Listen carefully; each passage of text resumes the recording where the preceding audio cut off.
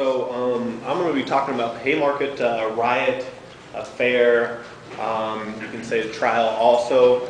It's a bunch of different things that culminated into one thing, basically, in the ultimate trial of 8 anarchists, 7 anarchists, and the ultimate trial of 7 anarchists, 1 fled the country. Just for reference sake, I got most of my stuff from Paul of Arch's this Haymarket tragedy, and he went through basically everything, all the different trial notes and stuff like that, and then there's also the Chicago Haymarket riot, Anarchy on Trial, and it's actual the trial notes, the testimonies and stuff like that, and I'll actually read some of them. And then also the rise of industrial America, and it gives actually a really good basis for the Knights of Labor and different unions, how they started. And it gives a good background history. So there's 3 main groups that were involved in this Haymarket march. There's the Knights of Labor. You have also the International Workers People Association. And then you also have the Federation of Organized Trades and Labor Union, which also turned into the American Federation of Labor, the AFL. In October of 1884, there was the convention of the Federation of Organized Trades and Labor Union set May 1st of 1886 as the day that they will march for the 8-hour workday.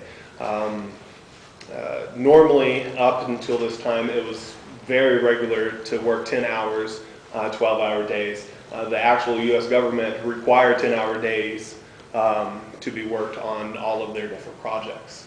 So it wasn't an uncommon thing to expect workers to work 10, 12, 14-hour shifts. And obviously, this was just ridiculous on people to require them to work that long. And so there was this movement to work for 8 hours, to make employers pay 10 hours of work worth of pay for only 8 hours of work.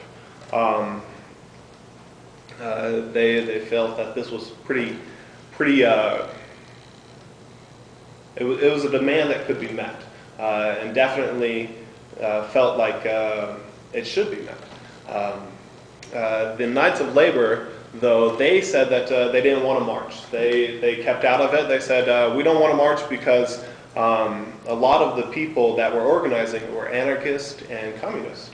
They felt that they could go through legislation and get it through state senators and stuff like that. And that's how they were going to get the 8-hour workday instead of just marching and striking.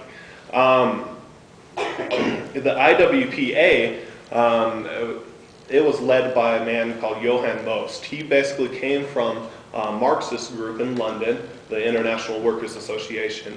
He was a German. He had spent many years in prison basically for his activities, his revolutionary activities. He came over to America and he started the IWPA. And he didn't want to participate in the 8-hour workday because he thought that it wasn't enough. That only going for the 8-hour workday wasn't the ultimate end, and so they shouldn't just stop at that, because that would just be appeasing the masses, and most people would just say, "Oh, well, we got that. That's good enough." He said that we should go forward and that we should move, we should try for bigger demands. But they went ahead and they did the march.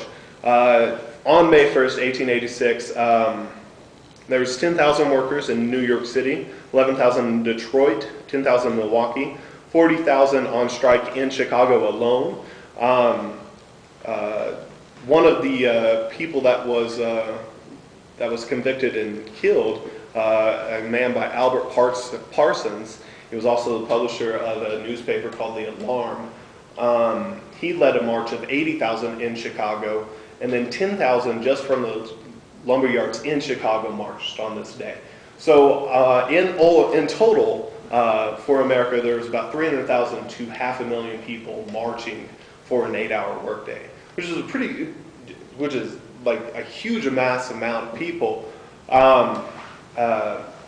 It was pretty quiet. Nothing really happened. There wasn't any killings or anything like that. On May 2nd, it was a Sunday, so nothing really happened. And then on May 3rd, the union started to get together and try to figure out what to do next, basically. And so they held this meeting, basically, outside of this place called McCormick's. And McCormick, what he had done is he had shut down his factory, kicked out everyone that wanted to unionize, and he brought in scabs, and he hired this group of people called the Pinkertons. And the Pinkertons, what they were basically a private army for workers and employers of factories to basically allow people that wouldn't unionize and wouldn't fight them for an 8-hour day, the scabs, basically, they hired this army to protect them so that they could come in and work, and then they could leave, and so that way the striking workers wouldn't attack them. And basically what happened on May 3rd is that it was the end of the workday, and the scabs were coming out, and you have 6,000 people sitting here without jobs, and that are sitting here listening to this man speak, and he's saying, don't attack him, don't fight him, don't, but a fight does break out.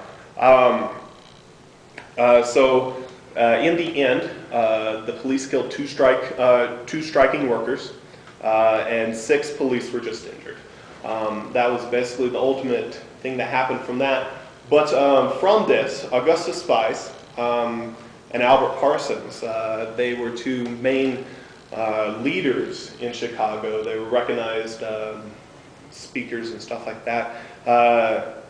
They thought that there were more strikers and workers that were out of work that got killed at this.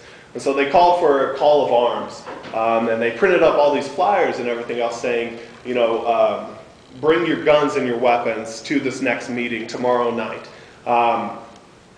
And Spies actually saw this, and he said, no, we can't do that. We can't do that. We need to talk about police brutality, but don't bring arms and weapons. And so only about 200, well actually, only about half of the flyers that were produced with the call to arms got actually sent out. And then they got made up more saying, come, let's talk about this police brutality, let's do something about it. You know, the police are out of hand against these people. So May 4th comes. The meeting starts at 7 o'clock, but the first speaker actually doesn't even start until 8. It wasn't this big, huge thing as what they thought. It gained more and more people just as it went on.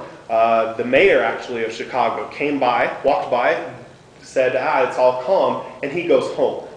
It's whatever.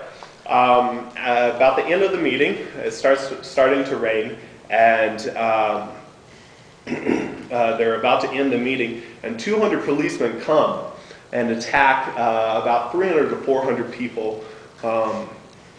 And, well, they don't attack, sorry. They come to disperse this peaceful gathering of people.